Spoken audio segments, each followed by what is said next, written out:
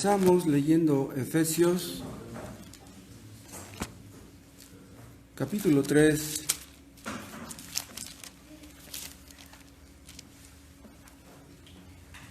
Empezamos la lectura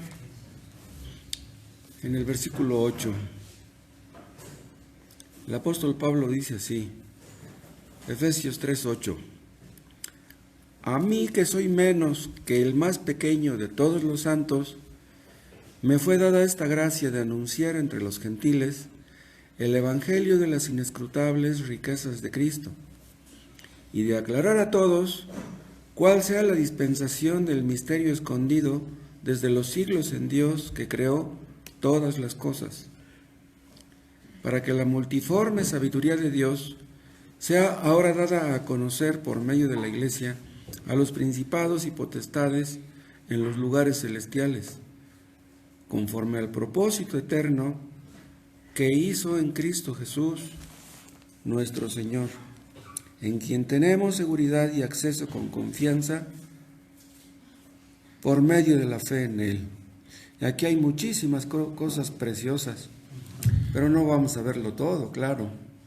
Nada más quiero hablar algo acerca de la multiforme sabiduría de Dios que nos menciona el apóstol en el versículo 10. Dios llamó al apóstol Pablo a predicar el evangelio, es lo que dice el versículo 8. Y en el 9 dice, y de aclarar a todos cuál sea la dispensación del misterio escondido desde los siglos en Dios, que creó todas las cosas. En el Antiguo Testamento hay cosas muy difíciles de entender.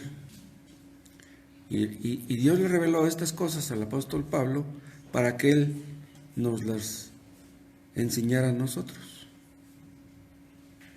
¿Para qué? ¿Con qué propósito? Iba a aclarar esas cosas.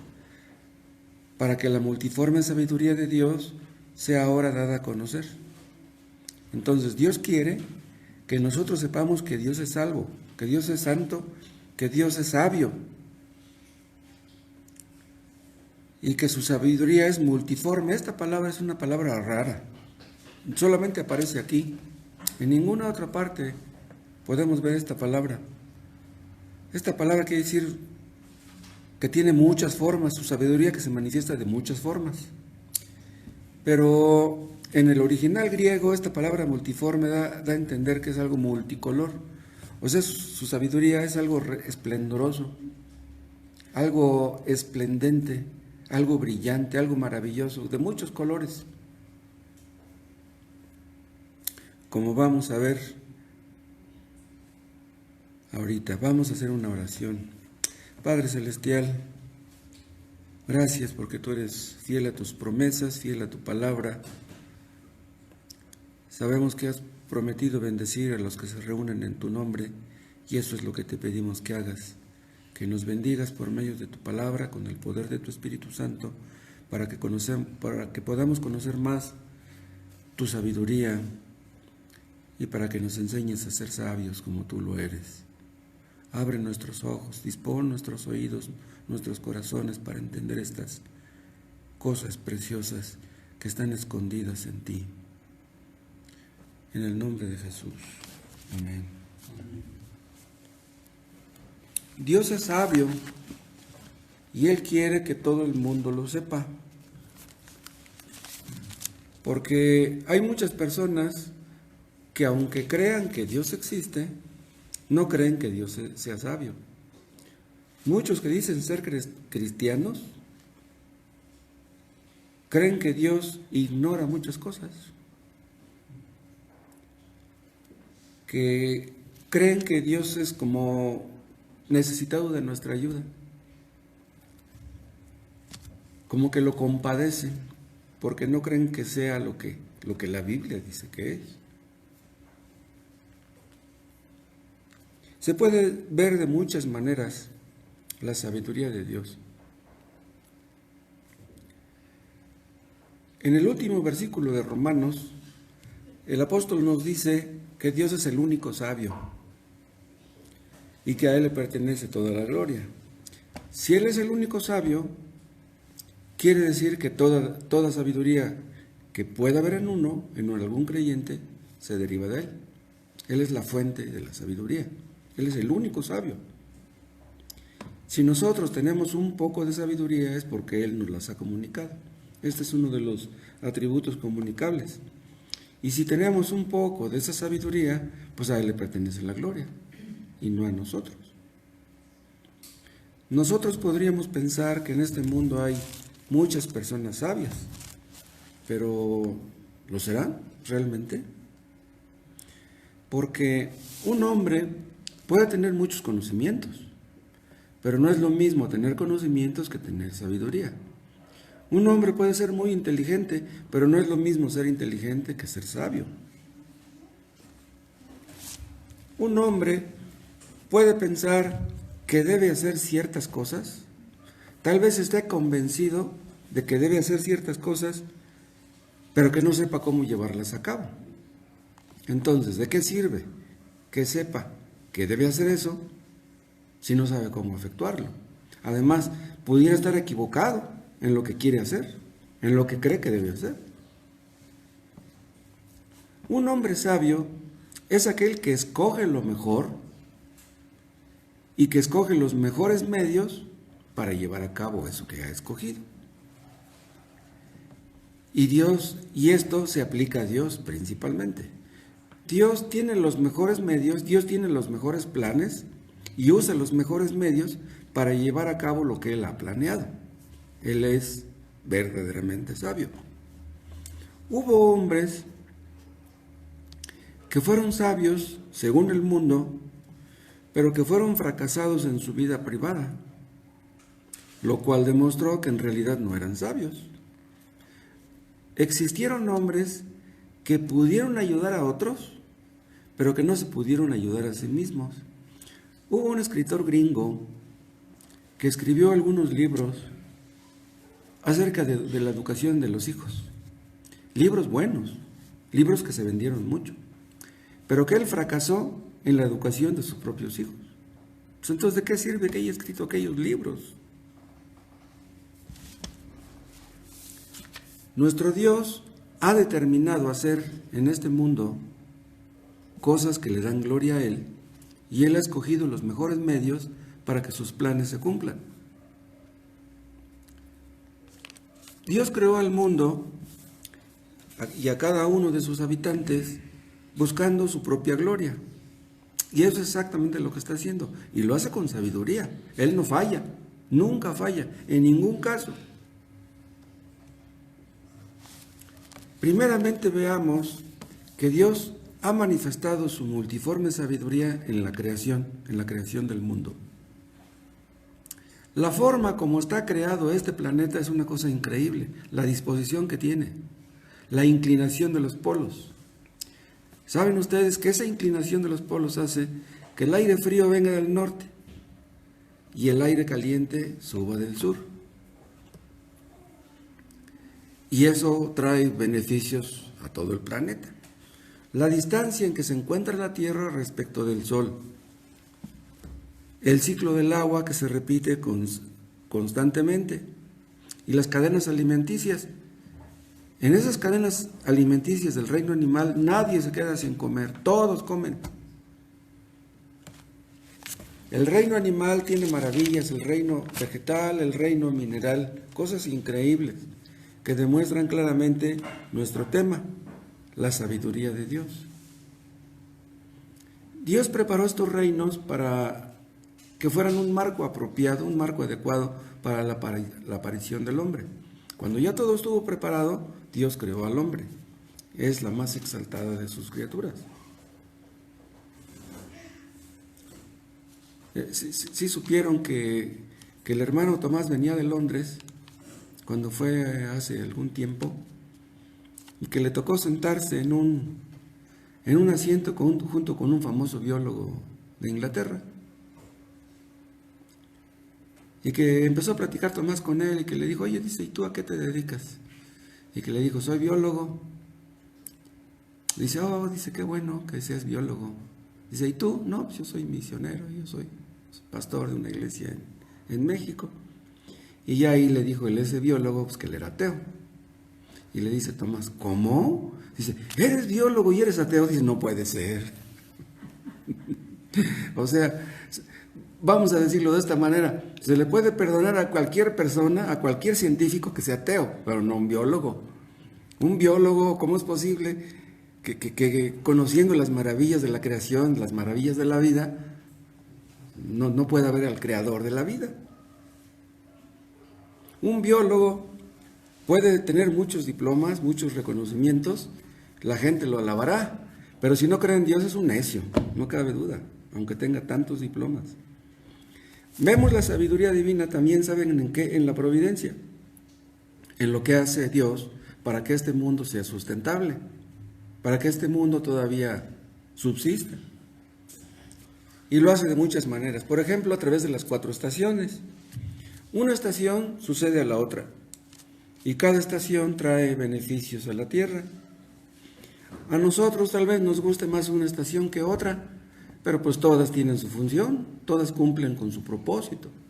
Está escrito que Dios todo lo hizo bien, todo lo hizo bien hecho. Dios nos da un tiempo para sembrar, Dios nos da un tiempo para cosechar. El frío, el calor, las tormentas tropicales, los huracanes, todo cumple con su función. Dios sabe qué es lo que se propone hacer con todas estas cosas. Y si no vemos la sabiduría de Dios en esto, pues entonces es que tenemos la vista muy corta. Este mundo no se manda solo. Este mundo se rige, nos dicen los científicos, por las leyes naturales, las leyes de la naturaleza. Pero nosotros creemos que las leyes de la naturaleza no se mandan solas. Los ateos creen en la madre naturaleza, nosotros no creemos en eso. Nosotros creemos que Dios creó la naturaleza y tiene sus leyes en la mano. Dios controla la naturaleza para que sus propósitos sabios se cumplan. Las sequías tienen su función, las inundaciones.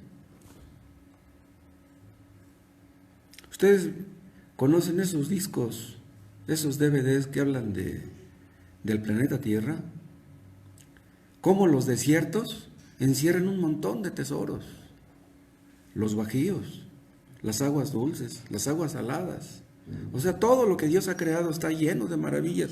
Por donde quiera que ustedes volteen, ahí hay maravillas. Y Dios tiene todas esas cosas en sus manos para que sus propósitos se cumplan. El asunto es que lo que Dios decretó que se haga, exactamente eso se va a hacer, y Él sabe cómo. Y también vemos la sabiduría de Dios en su providencia por la forma en cómo nos educa a los creyentes. Si un padre tiene 6, 8 hijos, educar a 6, 8 hijos está bien difícil. Educar uno es difícil. Si un padre tiene 6, 8 hijos, cada hijo es diferente. Necesita tratar con cada uno de una manera diferente. Pero Dios tiene millones de hijos y Dios nos educa a todos y Él no comete ningún error. Dios no se quiebra la cabeza diciendo, ay, ¿cómo le haré para enseñarle algo a este? No, Él sabe lo que tiene que hacer y lo hace. Dios sabe qué darnos, Dios sabe qué negarnos, Dios sabe qué darnos pronto, Dios sabe qué darnos después, con el tiempo. Sabe cómo instruirnos, sabe cómo corregirnos, sabe cómo enseñarnos, sabe cómo disciplinarnos. Y no comete errores en el caso de ninguno. Todas las cosas ayudan a bien a los que le aman. ¿Por qué? Porque Dios hace con sabiduría que le ayuden y no le perjudiquen. ¿Dios perjudicó a Job al quitarle 10 hijos? Sabemos que no. ¿Por qué? Porque Dios es sabio. Tal vez eso le costó trabajo a Job entenderlo, pero terminó entendiéndolo. Vemos la sabiduría de Dios, ¿saben también en qué? En la redención, sobre todo en la redención que logró Cristo con su muerte en la cruz. El hombre cayó en pecado. ¿Y qué pasó después? Pues que la maldición cayó sobre toda la descendencia. Está escrito, el alma que pecare, esa morirá. No hay excepción. Adán pecó. Entonces, como Adán pecó, ¿ya no había esperanza para él? ¿Ya no había esperanza para sus descendientes? ¿Qué pensarían los ángeles cuando vieron a Adán y a Eva pecar? Los ángeles estarían atentos a lo que Dios haría. ¿Cómo iba Dios a resolver ese fantástico problema?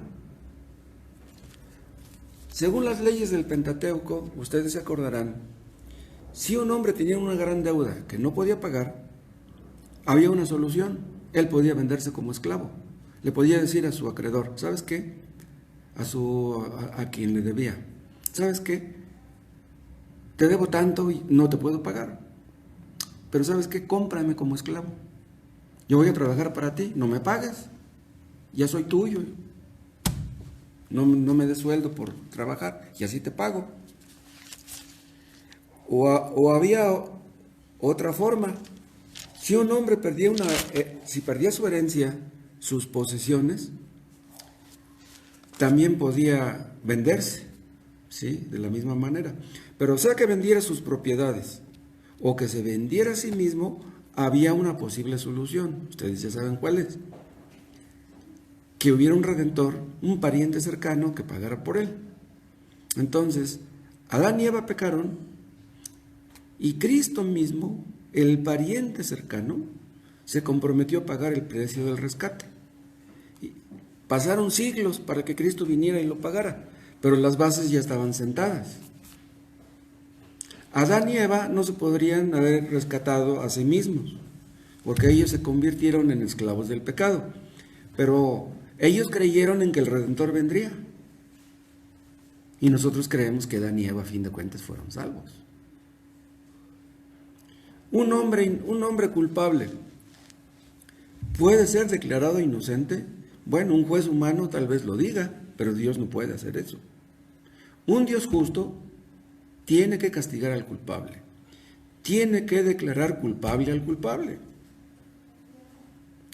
Pues Dios mostró su sabiduría al enviar a Cristo al mundo como nuestro pariente cercano para pagar la deuda que nosotros no podíamos pagar. Cristo viene al mundo y se convierte en nuestro hermano. Él es nuestro hermano mayor para pagar nuestra deuda. ¿A quién se le hubiera ocurrido eso? Si esa no es sabiduría, entonces ¿cómo la podrían ustedes llamar? La forma como el Redentor entró en este mundo es increíble. ¿A quién se le hubiera ocurrido que el eterno Hijo de Dios viniera a nacer en el vientre de una mujer virgen? Dios no envió al mundo a un ángel, envió a su mismo Hijo unigénito. ¿Por qué? Porque solamente una persona santa, infinita, podría pagar por el pecado infinito. Solamente el Hijo de Dios podría haber hecho eso, y esa es sabiduría pura. Cristo vino al mundo y tenía una naturaleza humana y tenía una naturaleza divina al mismo tiempo. Esa es sabiduría en el más alto grado. Cristo era el dador de la ley, el autor de la ley, pues se colocó bajo la ley para librar a los que estábamos bajo la ley, bajo la maldición de la ley, para librarnos de la esclavitud del pecado. Solamente Él podría haber hecho eso, convirtiéndose en hombre, porque un hombre pecó y un hombre tenía que morir. Un hombre la hizo y un hombre tenía que pagarla. Solamente un hombre podía sufrir lo que el pecado merece, porque si Él hubiera sido solamente Dios, no hubiera podido hacerlo. Cristo sufrió como hombre al hacerse hombre. Entonces vean ustedes cómo la sabiduría divina hizo que el Creador de los hombres se dejara matar por sus criaturas para rescatarlas. Sabiduría pura. Solamente a un Dios sabio se le pudo ocurrir semejante cosa. Un ángel no podría haber hecho eso. Cristo hizo en la cruz cosas que parecían imposibles. El diablo creyó que silenciando a Cristo ya no podría salvar a los pecadores. Satanás es muy inteligente, no cabe duda, pero no es sabio. Trató de impedir que Cristo fuera a la cruz. Trató de impedir que Cristo muriera por los pecadores. ¿Se acuerdan que mandó matar a todos aquellos niños pequeñitos? Herodes. ¿Quién estaba detrás de Herodes? Pues el archienemigo. Él pensaba que si mataba a Jesús, su reino de tinieblas estaría seguro, pero le falló. El diablo es inteligente, pero no es sabio. Por eso los ángeles se sorprendieron cuando vieron que el Hijo de Dios venía al mundo. El diablo venció a un hombre en el Edén, a Adán, y un hombre venció al diablo en la cruz, Cristo Jesús.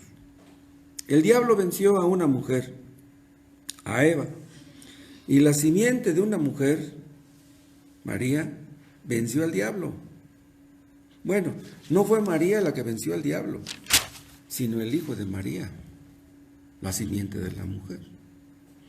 El fruto de un árbol fue usado para tentar, y el derivado de un árbol, el madero, fue usado para salvar. Esto es sabiduría también. Y los inconversos no pueden verla. Los inconversos no pueden ver la sabiduría de Dios en la salvación. ¿Por qué? Porque no creen necesitarla. No creen necesitar de la salvación. Hace muchos años yo veía personas que cuando llegaba un predicador nuevo a predicar, hacía invitaciones al altar y decían: ¿quién quiere aceptar a Cristo como su Salvador? Yo, y todos, muchos levantaban la mano. Pasen al frente, vamos a orar por ustedes. Pero muchos que aceptaban a Cristo, cada que llegaba un predicador nuevo lo aceptaban, y yo les decía a unos: bueno, la otra vez tú aceptaste a Cristo, ¿por qué lo aceptaste de nuevo? No, dice, pues para estar más seguro. Pero esas personas, ¿saben una cosa? No creen necesitar de salvación. O sea, no creen ser pecadores. Una persona que no cree ser pecadora, creerá que necesita la salvación. ¿Cómo encontrará lo que no cree necesitar?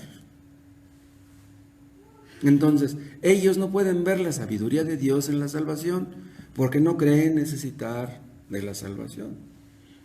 Los inconversos, es imposible que vean eso. Los inconversos ven las guerras, las hambres, la miseria, la corrupción, la impunidad. Dicen: Dios no existe. Si Dios existiera, no permitiría que sucedan tantas cosas en este mundo. Entonces, esas personas concluyen que Dios no existe porque permite que pasen todas estas cosas. Y yo les dije en un principio que aún personas que dicen ser evangélicas creen que Dios es un Dios débil, un Dios incapaz, un Dios que necesita ayuda. Creen que Dios es incapaz de castigar a sus criaturas que pecan, a los culpables.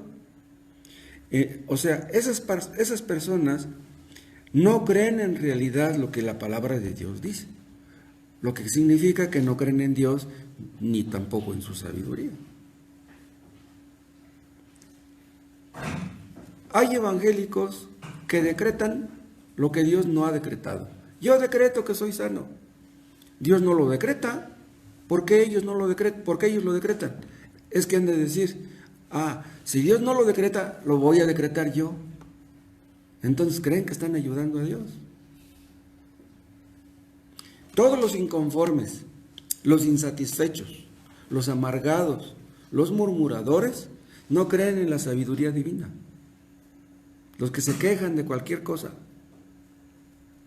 no creen que Dios esté lleno de sabiduría, creen que Dios comete errores.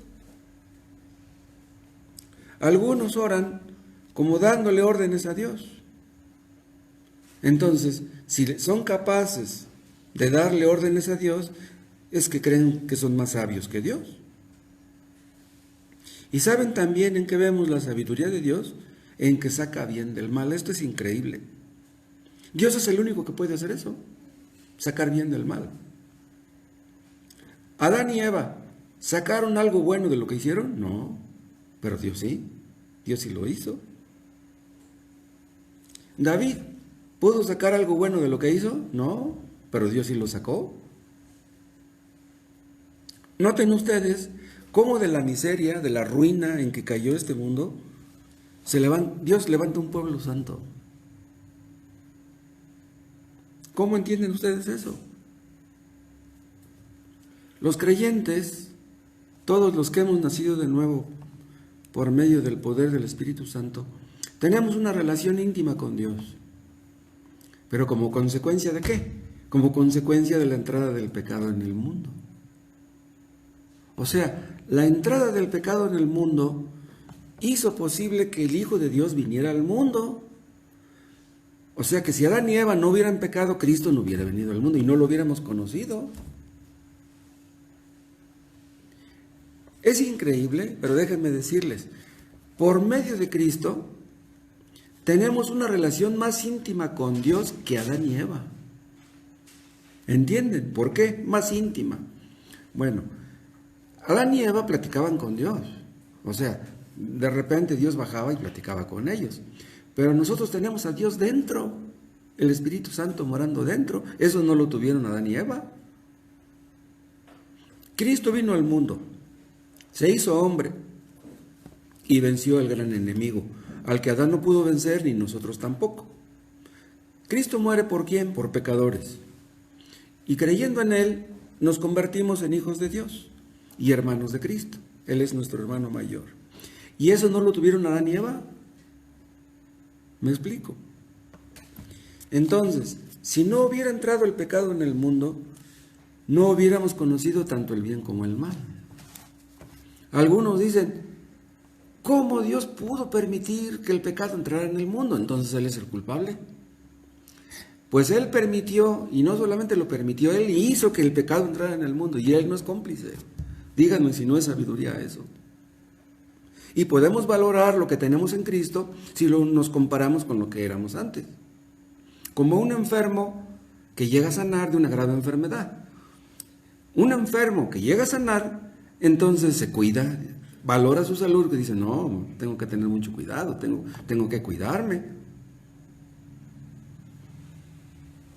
Si un hombre pobre llega a ser rico, cuando llega a ser rico va a valorar su riqueza porque se acuerda de dónde estaba antes. Y nosotros que íbamos rumbo al infierno, ahora que vamos rumbo al cielo, podemos valorar exactamente lo que tenemos porque nos contrastamos o nos comparamos con el rumbo al que nos dirigíamos antes. Al permitir Dios que conociéramos el mal, nos gozamos conociendo el bien. Hace muchos años, muchos, el hermano Tomás me preguntó, oye Moisés, ¿y todos los años que duraste en la iglesia Pentecostés? ¿Lamentas haber estado en esa iglesia falsa? Y le digo, créame que no, hermano. Estuve 9 años en una iglesia falsa, pero aprendí mucho de todas maneras. Y ahora, le dije, he aprendido a aborrecer el arminianismo, porque yo estuve metido bien en eso. Claro, no es necesario haber estado metido en eso para aborrecerlo, pero habiendo salido de ahí, lo aborrecemos aún más. Al permitir Dios que conociéramos el mal, nos gozamos conociendo el bien. Adán comió el fruto prohibido y terminó conociendo el mal. Eso es lo que le dijo Satanás, dice, es que él no quiere que conozcas la diferencia entre el bien y el mal. Sí, comió el fruto prohibido y terminó conociendo el bien y el mal, pero las cosas no salieron como él pensaba. No salieron como el diablo les hizo creer. ¿De qué le sirvió a eso? Como les dije, Adán no pudo sacar bien del mal, pero Dios sí pudo. ¿Saben también cómo vemos la sabiduría de Dios? En la forma como se manifestó su amor. El apóstol Pablo nos dice en otra parte, en 2 Corintios 4, que vemos la gloria de Dios en la faz de Jesucristo. 2 Corintios 4:6. Vemos la gloria de Dios en la faz de Jesucristo. ¿Qué quiere decir esto? ¿Cómo es que vemos la gloria de Dios? Acuérdense que la gloria de Dios es la suma de todos sus atributos. O sea, toda la amplia gama de atributos divinos los vemos en Cristo. En Cristo vemos la santidad de Dios, la bondad de Dios, el amor de Dios, la paciencia de Dios, la misericordia de Dios, la justicia de Dios, la ira de Dios, como cuando le tiró de latigazos a aquellos mercaderes del templo. Y nada de esto conociéramos si Adán no hubiera pecado. Si Adán no hubiera pecado, Cristo no hubiera venido al mundo. En Cristo vemos cómo brilla el amor de Dios. ¿Cómo hubiéramos conocido el amor de Dios si Cristo no hubiera venido al mundo? Y experimentando su amor, tenemos motivos de sobra para alabarlo y para amarlo. O sea, sabiendo que Él nos amó, nosotros le amamos. Estamos obligados a corresponder a su amor.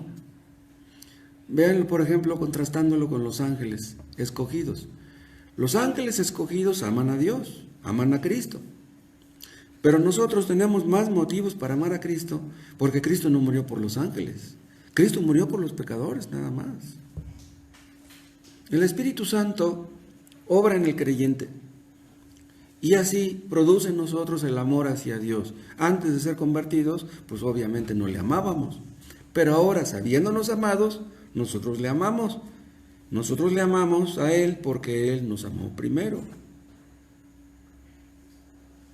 Y hermanos, todo esto nos indica que estamos obligados a aprender a confiar en la sabiduría divina.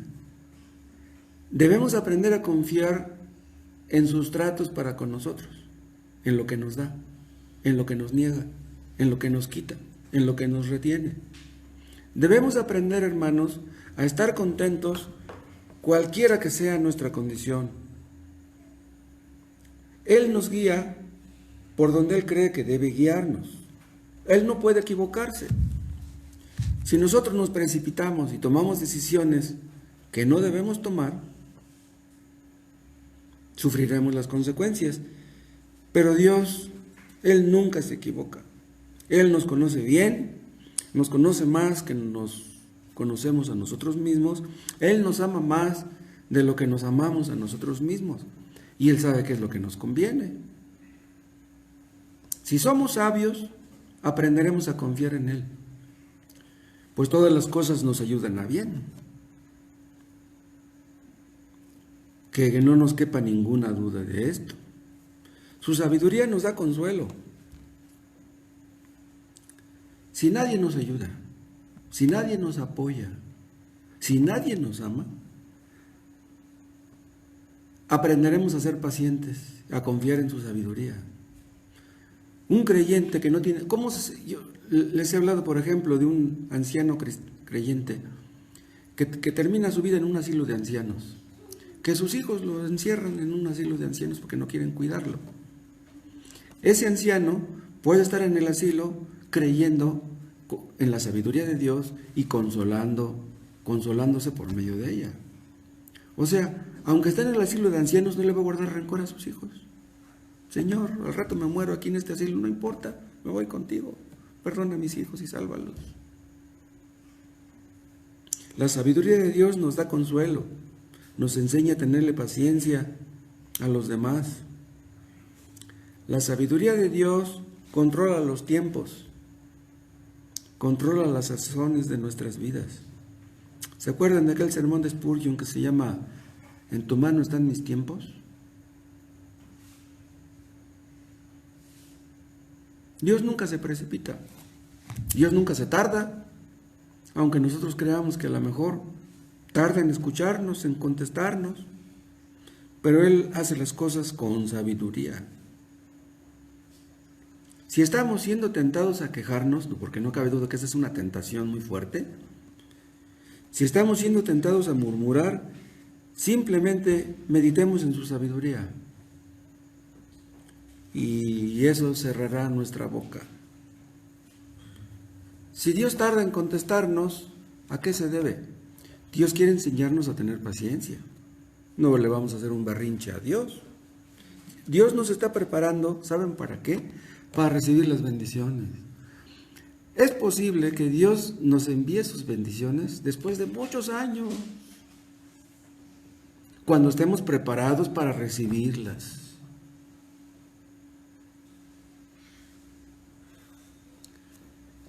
Nosotros oramos que Dios nos mande un avivamiento, que sean salvos muchos de los que vienen aquí, todos los que vienen aquí. Tal vez el avivamiento no lo veamos nosotros, lo vean nuestros hijos. Tal vez Dios nos está preparando para ser un medio de bendición para esas personas. La sabiduría de Dios no es una teoría. Su sabiduría nos protege de males, de peligros, de las maquinaciones del diablo. El diablo es muy astuto, pero contra Dios no puede. ¿Cuánto hizo Saúl por matar a David? Lo anduvo persiguiendo por todas partes. ¿Cuántos años? Fácil han de haber sido cuántos, ya ni me acuerdo.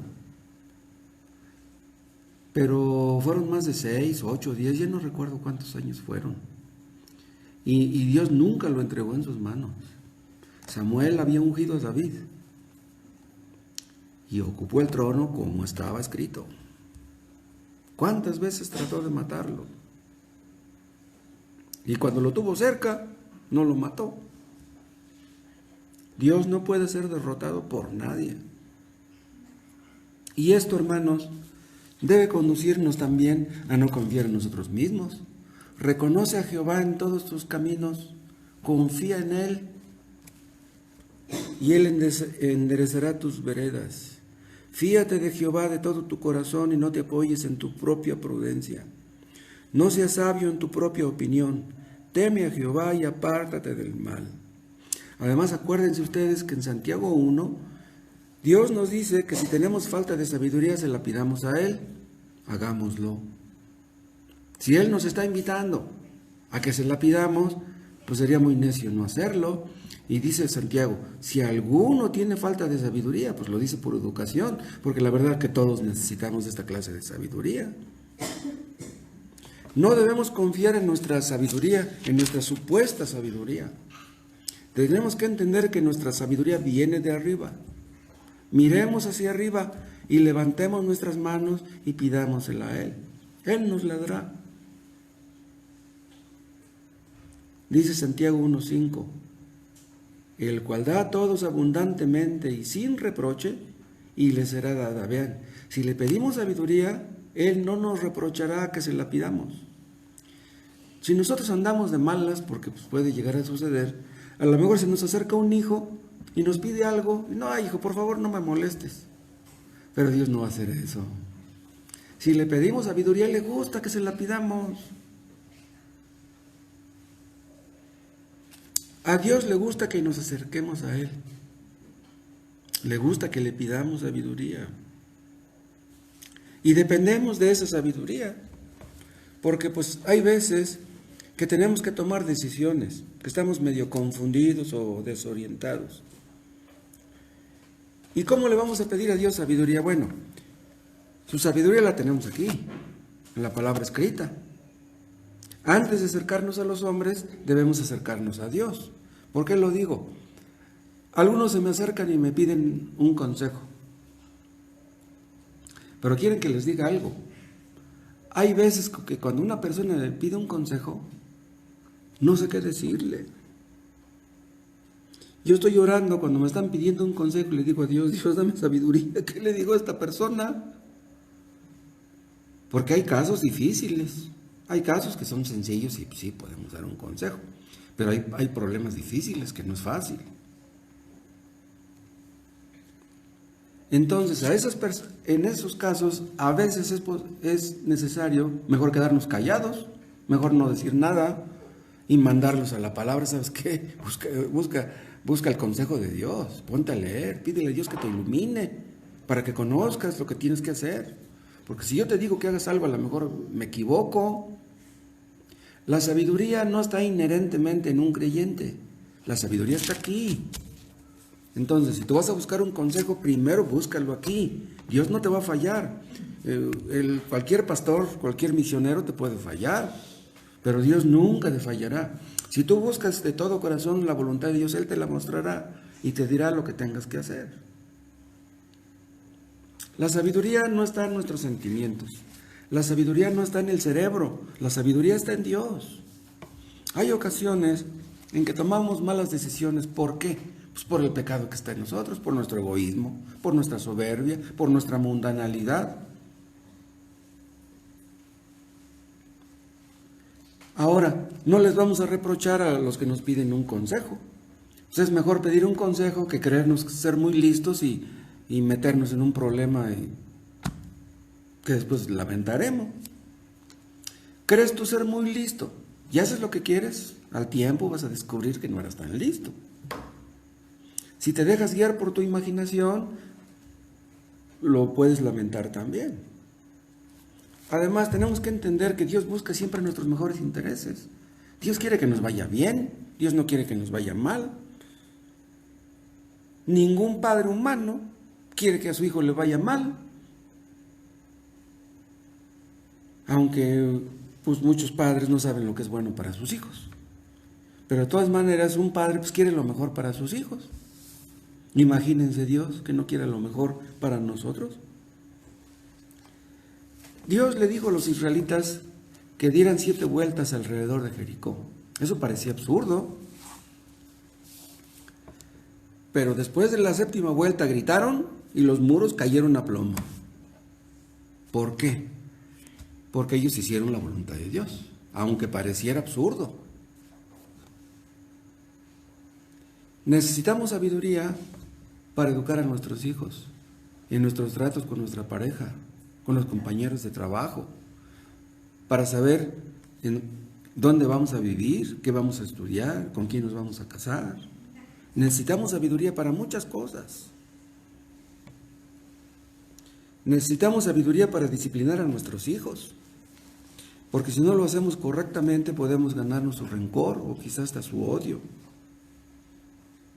Si ustedes necesitan sabiduría, no le piden un consejo a su papá ni a su abuelo.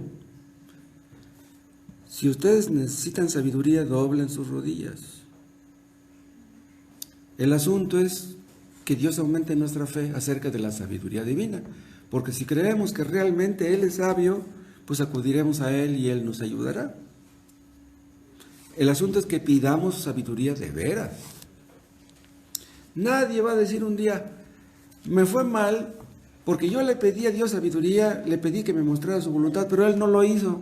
Nadie va a decir eso. Lo que tenemos que hacer es acercarnos a Dios. Está escrito, acercaos a Dios y Él se acercará a vosotros. Acércate, pero acércate. Si tú quieres hacer la voluntad de Dios, Él te la mostrará. Y no solamente te la mostrará, te capacitará para que la hagas. Y si tú no eres cristiano, ¿sabes qué dice Dios? Que eres pecador. Si tú no eres cristiano, tú eres un pecador. Eso lo dice Dios en su palabra. Y dice que estás en peligro. Créele. Porque Él te lo dice por tu bien. Él es sabio. Si tú andas en pecado, tú no eres sabio. Es de sabios apartarse del pecado. Si tú no te apartas del pecado, tú no eres sabio. Y si Dios te dice que te arrepientas de tu pecado, créele, te lo dice por tu bien. Si te sientes confundido, desorientado en esta vida, entrégate a Cristo, entrégale tu vida, Él la guiará por el buen camino. Si tú te guías a ti mismo, terminarás destruyéndote. Confía en Él, no confíes en ti mismo. Y si has cometido muchos errores en la vida, Él te ayudará, enderezará lo torcido